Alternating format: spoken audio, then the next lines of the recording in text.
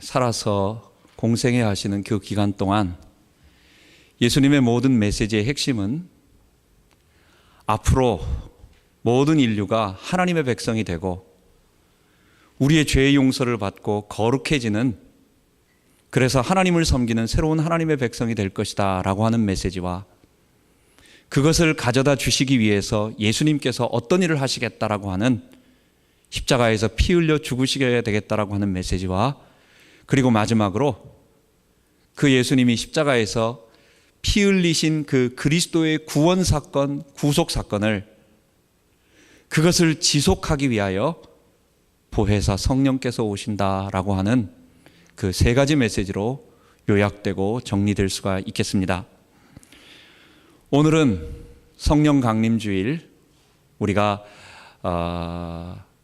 예수님께서 부활하시고 승천하신 다음에 그 다음에 약속하신 대로 성령으로 강림하신 그것을 기념하는 날입니다. 성령 강림 이전의 제자들과 성령 강림 이후의 제자들은 완전하게 달라졌어요.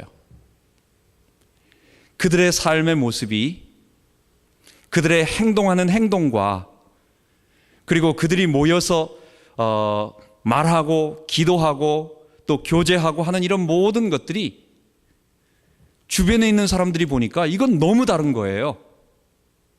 이거는 도저히 그 이전과 이후는 완전히 달라가지고 어떻게 할 수가 없는 거예요. 예수님께서 사도행전 1장 8절에 오직 성령이 너희에게 임하시면 너희가 권능을 받고 예루살렘과 온 유대와 사마리아와 땅끝까지 이르러 내 증인이 되리라 말씀해 주셨습니다. 예수님의 그 말씀이 그대로 성취되어지니까 사도행전에는 그 이전에 겁장이었고, 그 이전에 두려워서 밖에 나가지도 못하고, 그 이전에는 예수의 옛자도 내밀지 못하던 그 사람들이 이제는요 거침없이 밖으로 나가기 시작한 거예요. 예루살렘에서 큰 소동이 일어났어요. 사마리아로 갔어요. 그리고 이제는 이방인 고넬료에게 갔어요. 그리고 안디옥에 가가지고 헬라인들에게 복음을 전하기 시작합니다. 그 다음에 소아시아를 거쳐서 마지막에는 로마까지 복음을 갖다가 계속해서 가면서 이 복음을 아무도 막을 수가 없고 거침없이 이 복음이 계속 증거된 거예요. 여러분, 도대체 이러한 역사, 이러한 놀라운 일들이 어디서 나온 힘이겠습니까? 여러분, 그것이 바로 예수님께서 말씀하신, 그리고 구약의 선지자들이 말했던 그 성령께서 우리들에게 임함으로 말미암아 우리가 그 성령의 능력을 힘입어서 우리가 확신을 가지게 되고 감격이 넘치게 되고 또 다른 사람에게 말을 할 수 있는 이런 은사가 주어졌다라고 말하는 것입니다.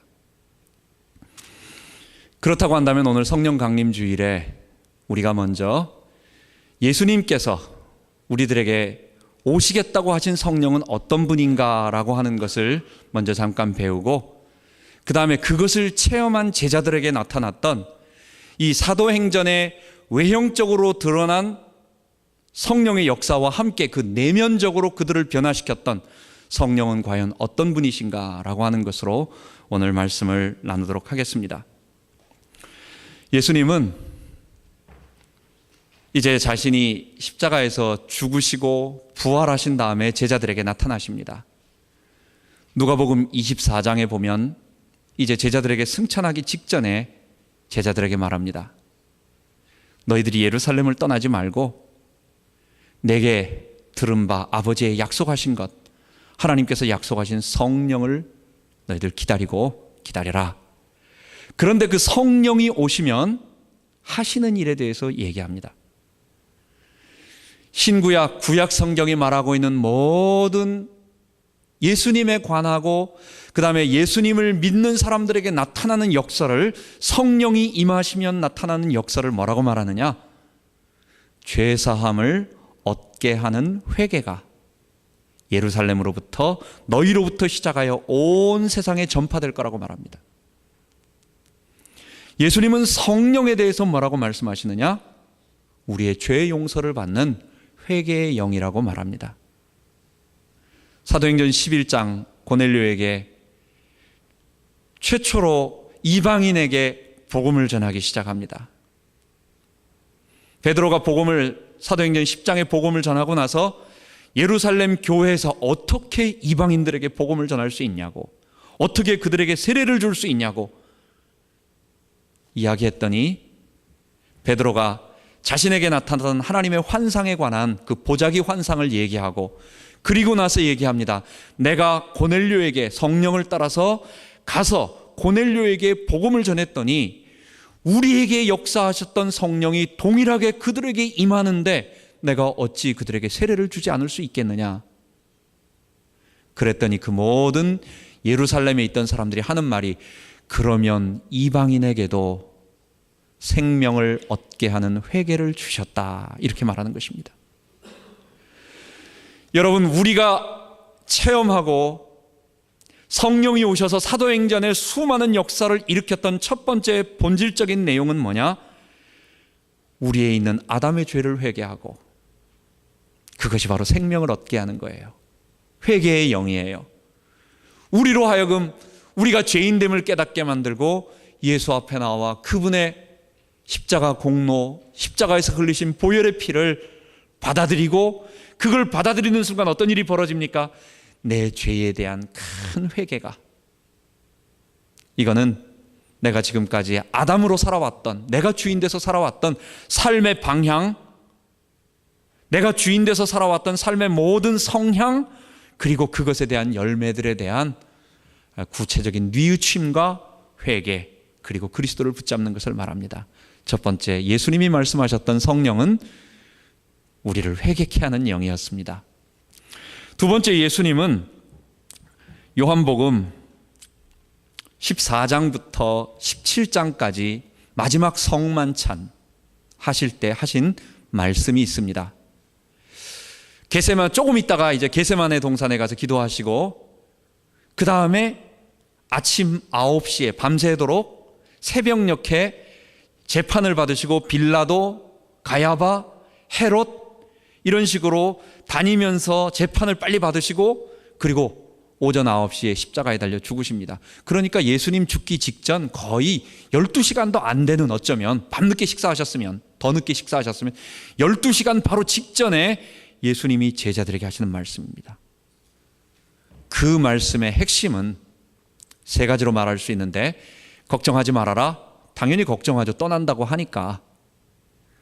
내가 아버지께로 가는데 걱정하지 말아라. 너희들도 나 있는 곳에 오게 할 거니까 걱정하지 말아라. 혹시 모른다면 내가 너희들을 지금 아버지에게 가서 너희들의 처소를 예비하고 너희를 글로 이끌어 갈 테니까 전혀 걱정하지 말아라. 두 번째, 기도할 수 있다. 기도해라. 내가 예수 이름으로 기도하면 응답 주겠다. 그리고 나서 하시는 세 번째 말씀입니다. 그게 바로 너희들에게 보혜사로 성령께서 함께 너희들과 함께 하시겠다는 것입니다. 보혜사는 우리 안에, 우리 곁에 우리에게 보호해 주시고 은혜를 주시고 깨닫게 하시는 우리의 그 성령님의 사역에 관한 것을 말씀하시는 것입니다. 예수님은 그 보혜사 성령을 요한복음 14장, 15장, 16장에 4번에 걸쳐서 계속해서 말씀하시는데, 이 보혜사 성령을 뭐라고 말하느냐? 진리의 성령이라고 말하는 것입니다. 진리의 성령이 오시면 그가 너희를 모든 진리 가운데로 인도하실 것이다. 진리의 성령이 오시면 자기 것을 말하지 아니하고 내 것을, 내가 지금까지 너희들에게 가르쳤던 그 진리를 너희들에게 성취할 것이다. 진리의 성령이 오시면 그들은 세상 사람들이 도저히 받을 수 없다.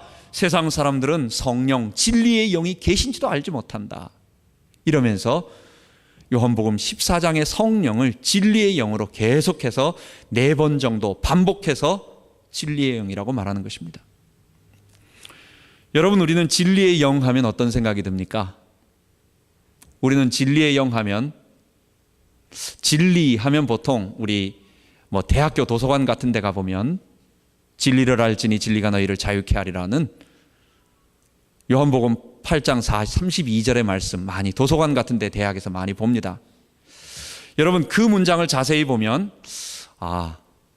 진리를, 그러니까 대학에서 공부를 열심히 해서 진리를 깨우치면 많은 부분이 자유할 것이다. 어떻게 보면 그런 부분들은 그럴 수도 있습니다.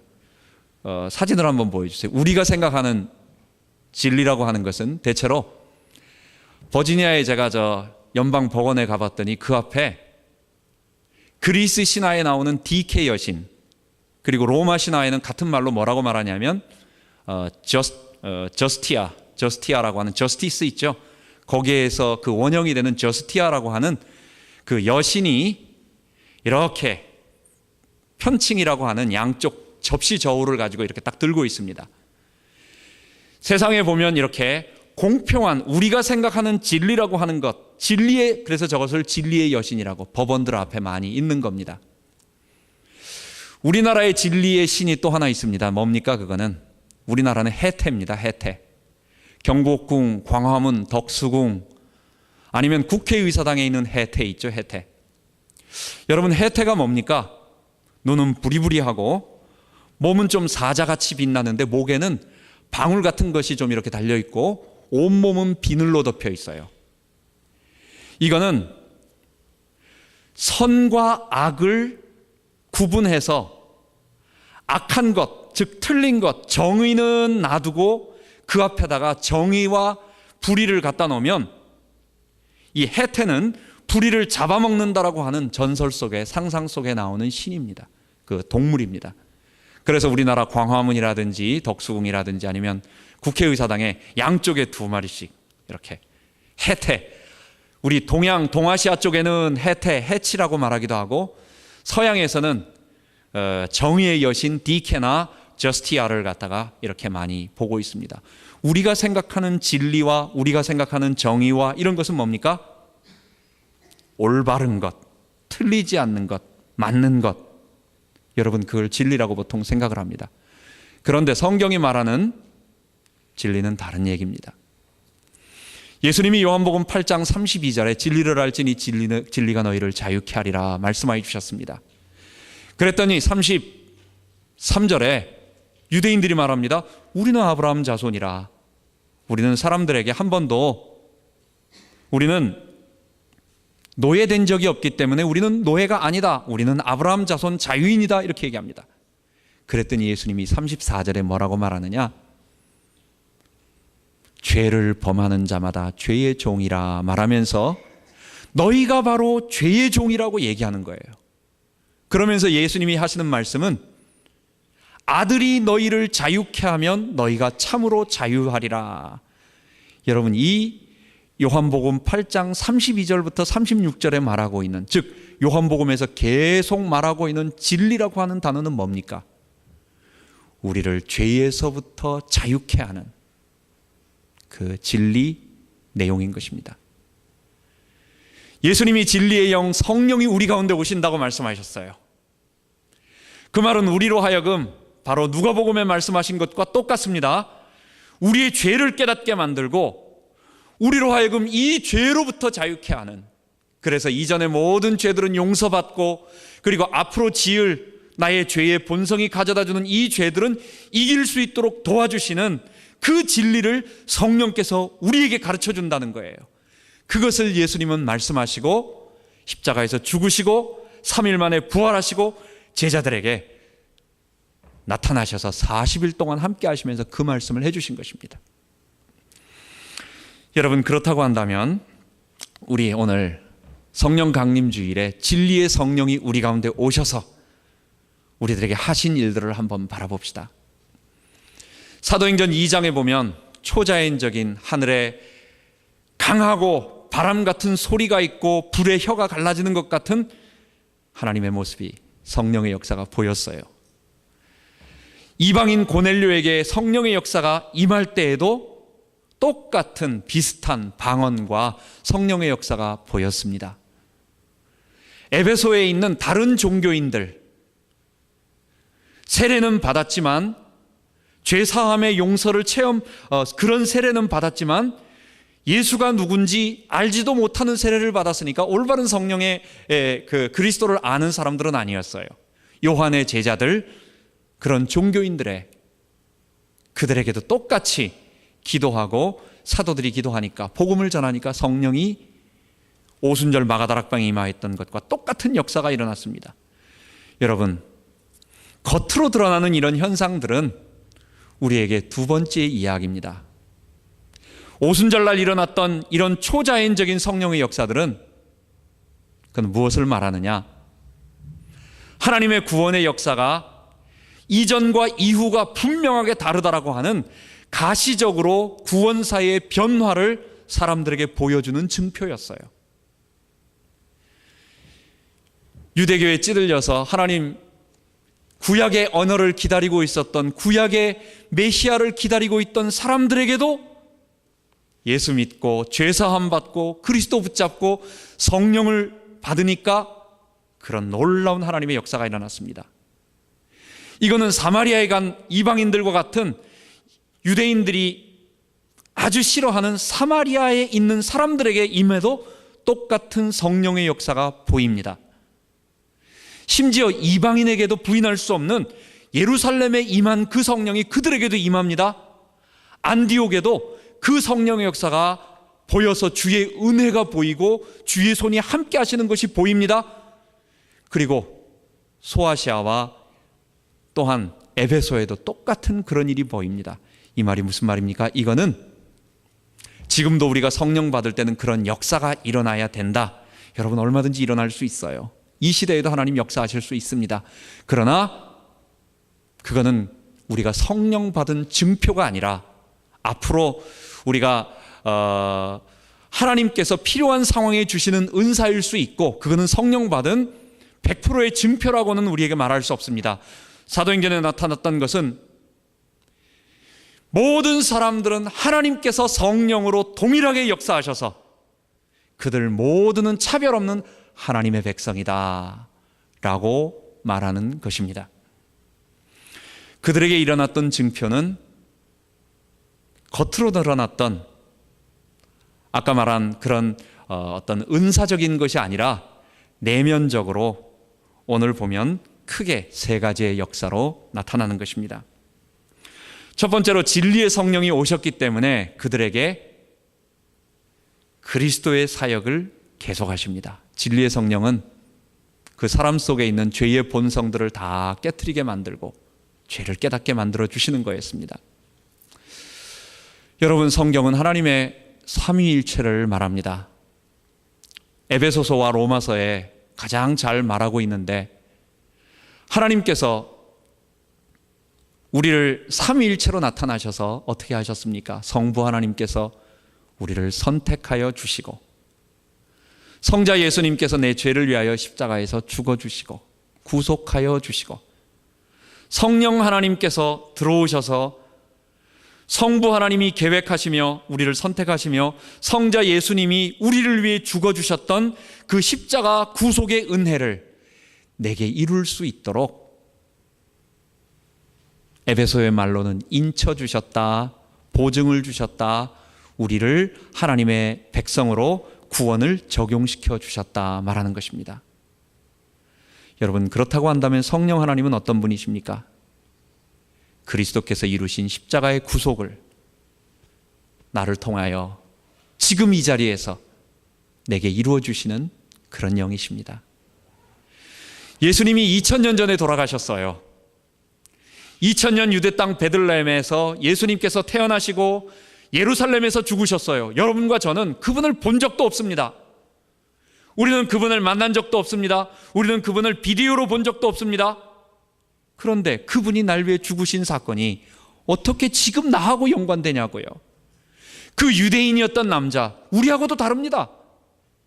근데 그분의 십자가의 죽으심이 어떻게 2000년을 훌쩍 뛰어넘는, 그리고 히브리어 헬라어도 전혀 모르는 오늘 현대의 이 아이패드와 컴퓨터와 뭐 이런 자동차를 타고 다니는 이런 우리에게 어떻게 그분이 죽은 역사가 나에게 연결되냐고요.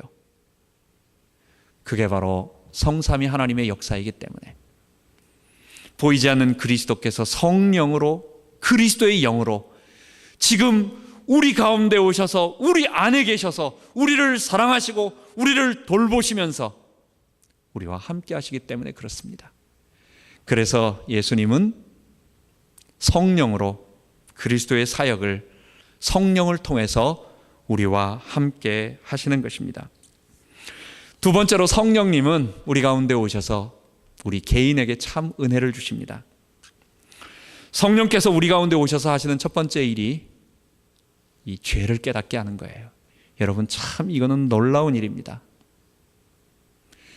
여러분, 우리가 죄인이라고 하는 사실을 고백한다는 것은 이거는 기적 중에 기적입니다. 우리의 학교 공부, 우리가 지금까지 살아왔던 모든 것은 뭡니까? 세상은 너 중심으로 돌아가고 있다는 거예요. 인간은 만물의 척도이기 때문에 너를 중심으로, 모든 것이 너 중심으로 돌아가니까 너가 주인이라고. 우리의 본성은 그걸 요구하고 있고, 이게 죄예요. 그걸 본성을, 아담의 본성이에요. 이 아담의 본성을 계속 자극하고 강화시키고 더 이것을 부각시키는 일을 우리는 교육으로 받았습니다. 여러분, 그런데 성령께서 오시면 정말 놀라운 일은 뭐냐? 내가 하나님 앞에 죄인입니다 라고 하는 사실이 정말 밝히 보여지고 믿어지는 것입니다.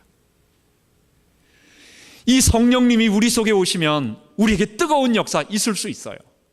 확신의 역사 있을 수 있어요.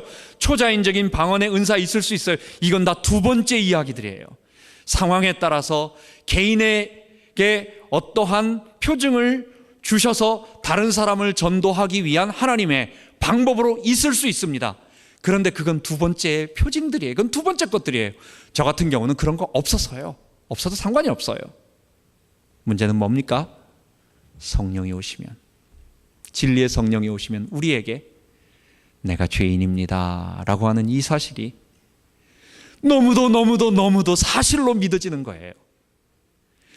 우리 하나님이 온 우주 만물을 창조하셨고 나는 그분의 지음을 받은 피조물로서 가장 존귀한 존재이었는데 지금 하나님을 대적하고 내가 지금까지 하나님 없이 주인으로 살아온 그런 사람이었다라는 것이, 여러분, 이걸 누가 알려줍니까? 이거를 도대체. 여러분, 이건 자다가 우리가 책을 읽다가 깨닫는 것도 아니고 우리가 TV를 보다가 깨닫는 것도 아니고 이건 우리가 놀다가 깨닫는 게 아니에요. 여러분, 이거는요, 산에 가가지고 떨어지는 폭포수 아래 앉아가지고 차가운 물 마시면서 눈 감고 이거 한다고 깨달아지는 게 아니에요. 여러분, 어떻게 깨닫습니까? 어떤 하나님의 사람이 우리에게 로마서 10장에 말하는 것처럼 우리에게 이 예수님께서 십자가에서 피 흘려 죽으셨다라고 하는 그리스도의 말씀, 그리스도의 도, 십자가의 도, 이 복음, 십자가 복음을 우리에게 전해주는 겁니다. 그 말씀이 어떤 사람의 글, 어떤 사람의 말, 어떤 사람의 테이프, 아니면 어떤 사람의 간증, 무엇을 통해든지 그 사실이 하나님과 인간과 나를 위해 죽으신 그리스도와 이 사실들이 우리들에게 전달되어질 때 성령께서 내 마음을 열어주셔서 이 완악하고, 그렇잖아요, 우리처럼 완악하고 우리처럼 예수 없이 그냥 내가 주인 돼서 땡땡거리며 살아왔던 우리 같은 사람들이 어디 있습니까? 그런데 어느 날 갑자기 우리의 마음이 활짝 열리면서 예수님 본 적도 없고 하나님 살아계신가?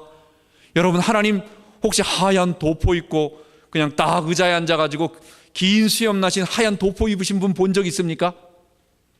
여러분, 그건 산신령이지 하나님 아닙니다. 그거는 우리는 그런 하나님 본 적도 없고 천국과 지옥 본 적도 없고 십자가 사건을 본 적도 없는데 그 복음의 말씀이 들리는 순간 성령님께서 내게 깨닫게 해주셔서 그게 믿어지는 거예요. 이거는요, 일반 사람들 아니면 다른 사람들이 볼 때는 도저히 있을 수 없는 불가사의한 일입니다. 그제까지만 해도 똑똑하다고 말이에요. 자기 없이는, 자기는 세상의 모든 것을 다 할 수 있다. 나는 내 주먹을 믿고, 나는 내 지식을 믿고, 나는 나 혼자 뭐든지 할 수 있다라고 하던, 용감하게 살던 그 어떤 사람이 하루아침에 무릎 꿇고 하나님 앞에, 하나님 살아계시군요, 하나님 나는 죄인입니다 라고 하는 고백을 할 수 있다는 것. 여러분, 그게 예수님께서 누가복음과 요한복음에 말씀하신 죄사함을 얻게 하는 그 복음을 들을 때 성령이 우리를 회개케 하신다는 거예요. 그 성령이 우리를 죄로부터 자유케 하는 진리를 가르쳐 주신다는 거예요. 내 속에 성령이 들어오셔서 내게 하시는 첫 번째 일이 바로 내가 아담이며 내 속에 이 죄를 내 힘으로는 할 수 없다라고 하는 것을 깨닫게 하신다는 거예요. 이 놀라운 사실. 여러분, 그 예수님의 성령의 음성을 듣게 되고 성령이 우리 가운데 오시면 그게 하나님의 은혜거든요. 그때 우리는 어떻게 하게 됩니까? 그분 앞에 나아가 날 위해 피 흘리신 예수님의 십자가를 바라보는 것입니다. 감사하는 것입니다. 다른 그 어떤 것도 필요 없고 우리에게는 이 벌레만도 못한 그 찰스 웨슬레가, 여러분 찬송을 한번 이렇게 읽어보면 찬송 가사들, 참 어쩌면 이렇게 내 마음과 똑같은 글들을 적어놨을까라는 생각을, 100년 전 200년 전 사람들인데 어떻게 나하고 똑같은 말들을 해놨을까, 이런 고백을 하게 돼요. 우리가 찬송, 우리 예배 때마다 찬송을 2곡 부릅니다. 예배 전에 찬송이 있고 그 다음에 이제 예배할 때 찬송 2곡을 부르는데, 첫 번째 곡은 그래서 제가 십자가 보혈에 관한 찬송을 계속 한번 불러보자. 우리 아이들도 이거 잘 모르니까 현대 찬양, 그런 찬양들을 많이 하는데 우리 아이들도 우리를 감격시키고 우리로 하여금 예수 그리스도 앞에 무릎 꿇게 만들었던 그 보혈의 찬송, 그래서 보통 190장에서부터 쭉 나오는 한 200장 초반에 나오는 이 보혈의 공로, 죄사함 받았다, 속죄함 받았다, 구속함 받았다, 이 죄에서 자유함을 얻을 때 오는 그 감격, 십자가의 보혈. 그래서 첫 번째 거는 그걸 주로 부르고 다음에는 이제 설교와 연관된 찬송을 부르는 것입니다.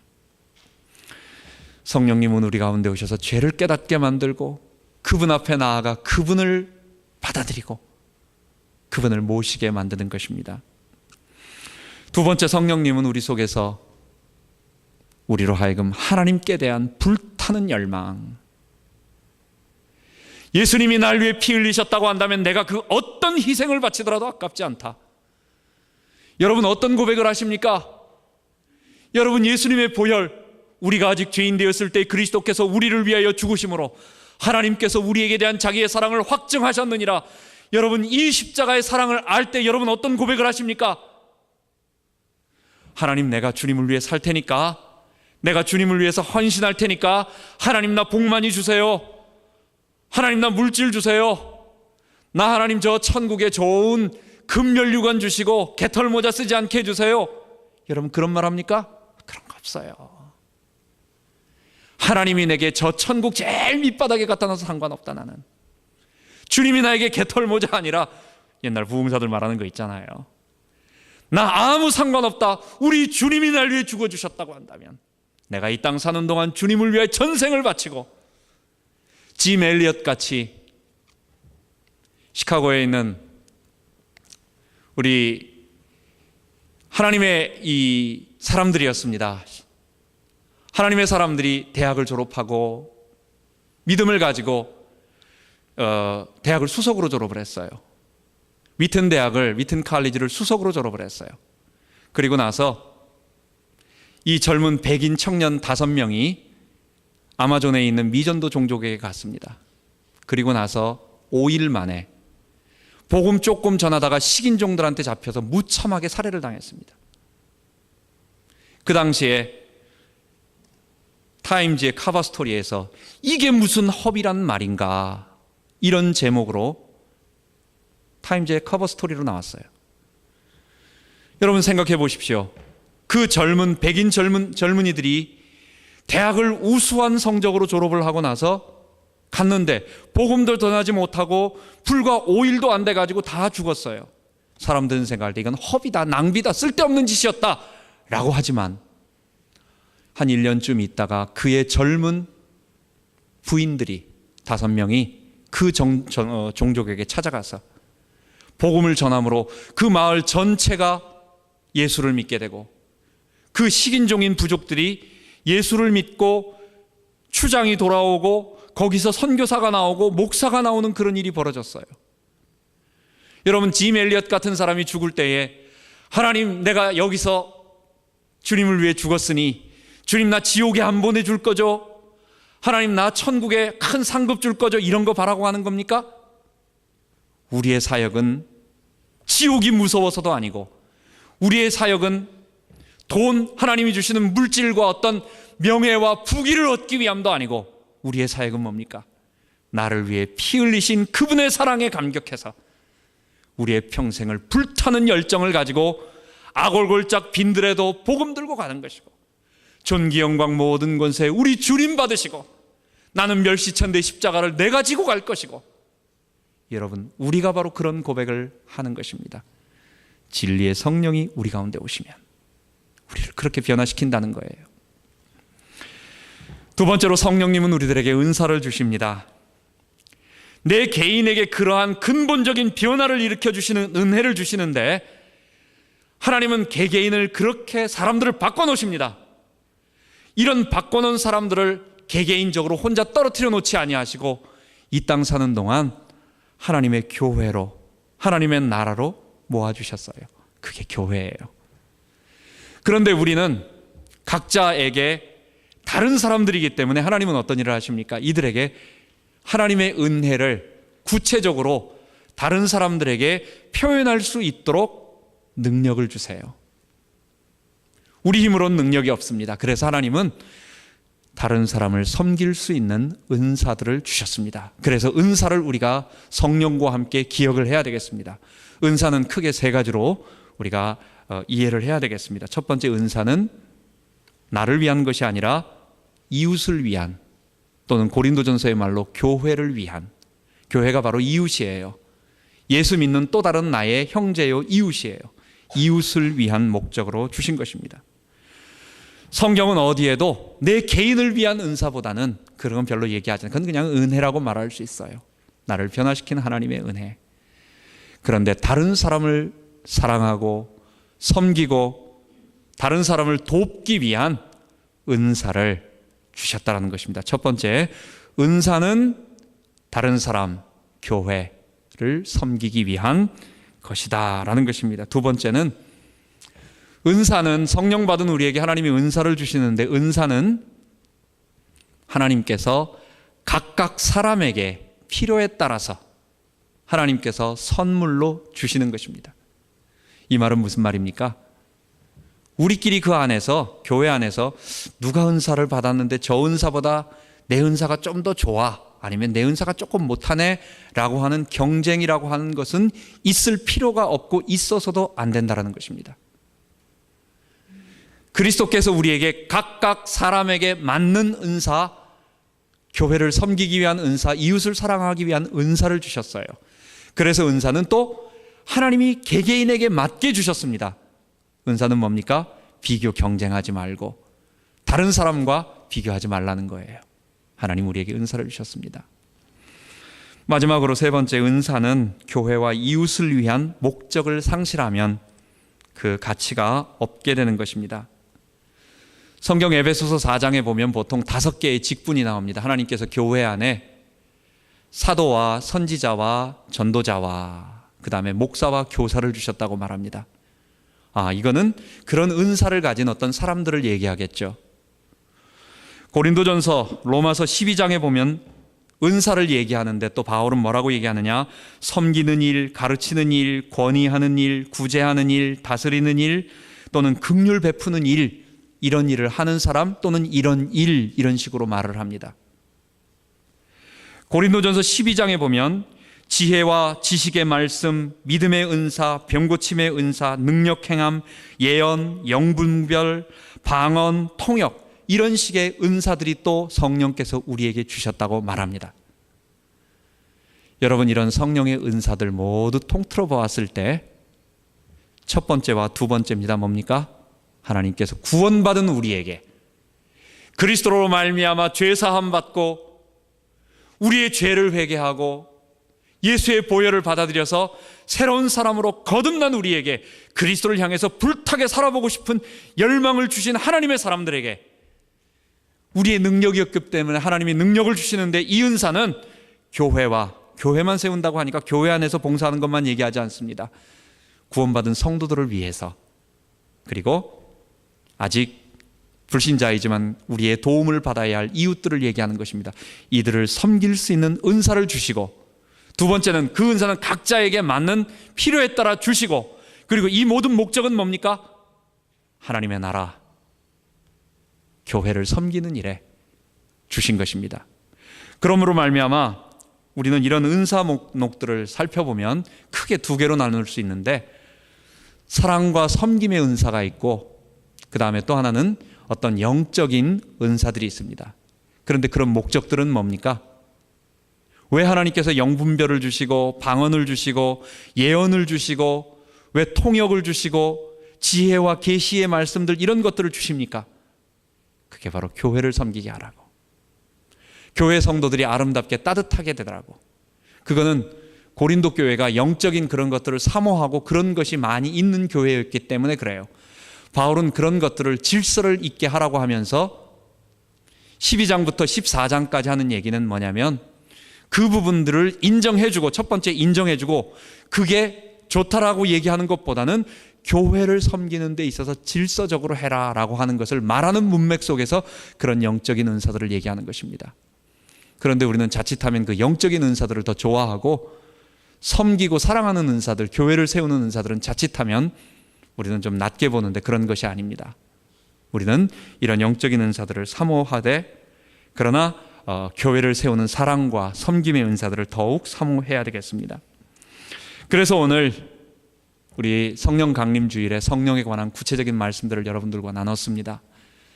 여러분, 이 성령이 우리를 충만하게 다스려 주시도록 성령 충만을 위해서 기도해야 되겠습니다. 성령이 우리를 충만하게 하시면 어떤 일이 벌어집니까? 성령은 우리를 변화시켜 주세요. 첫 번째입니다. 성령이 주시는 은혜를 사모하세요. 내 개인의 변화 없는 그 어떤 능력, 마치 성령 은사를 초능력같이 생각을 하는 그런 일들은 어리석은 것입니다. 아닙니다. 성령은 나를 먼저 변화시킵니다. 그래서 그리스도 안에 거룩한 사람으로 변화되는 이 축복을 첫 번째 체험해야 되겠어요. 두 번째는 교회를 섬기고 이웃을 사랑하기 위한 하나님께서 내게 주신 은사가 무엇인가를 기억하고 발견하고 또 개발해야 되겠습니다. 이번에 우리 수련회 가가지고 우리 남자 집사님들이 많은 수고를 해주셨습니다. 전혀 요리를 안 하실 것 같은 부락부락하신, 오늘 안 오셨는데 우리 박모 희재 집사님이 아주 손에 흔적을 남기면서 피를 흘리면서까지 칼도 맞으러 하다가 손을 다쳤어요. 그러면서까지 멸사봉공의 정신으로 자기를 죽이고 공을 살리는 멸사봉공의 정신으로 설거지를 열심히 하시기도 하고 또 사진을 찍어주시는, 여러분, 하나님께서 주시는 은사들입니다. 교회 안에서 어떤 사람들을 보면 처음 온 사람들에게 따뜻한 긍휼의 마음이 생기는 사람들도 있어요. 대부분 다 그렇지 못해요. 우리 무뚝뚝해가지고 마음은 있어도 표현이 잘 안 되거든요. 막 말을 해도 세게 말을 하고 말이야, 안 그런 척하지. 근데 처음 온 사람에게 따뜻한 위로의 말이나 또 일주일에 한 번 전화해 줄 수 있는, 이것도 놀라운 교회를 세우는 하나님의 은사입니다. 여러분, 은사는 초자연적인 막 하늘에 날아다니는 그런 것만 보는 게 아니에요.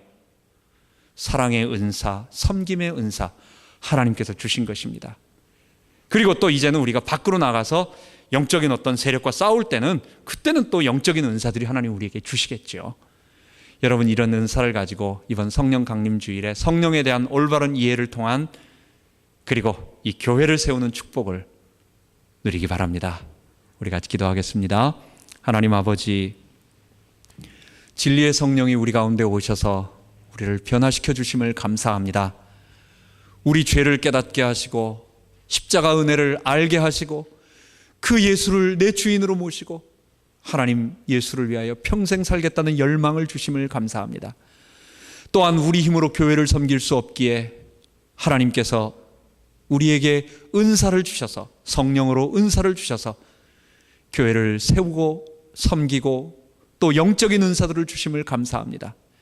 이것을 통하여 우리 주님의 교회가 더욱 든든히 세워나가며 하나님, 이 복음을 모르는 자들이 복음을 받아들이게 하시고 또 우리 자녀들이 이 복음을 받고 하나님 백성으로 하나님 나라가 이 땅에 계속 확장되어 가도록 인도하여 주옵소서. 감사드리며 우리 주 예수 그리스도의 이름으로 기도하옵나이다. 아멘.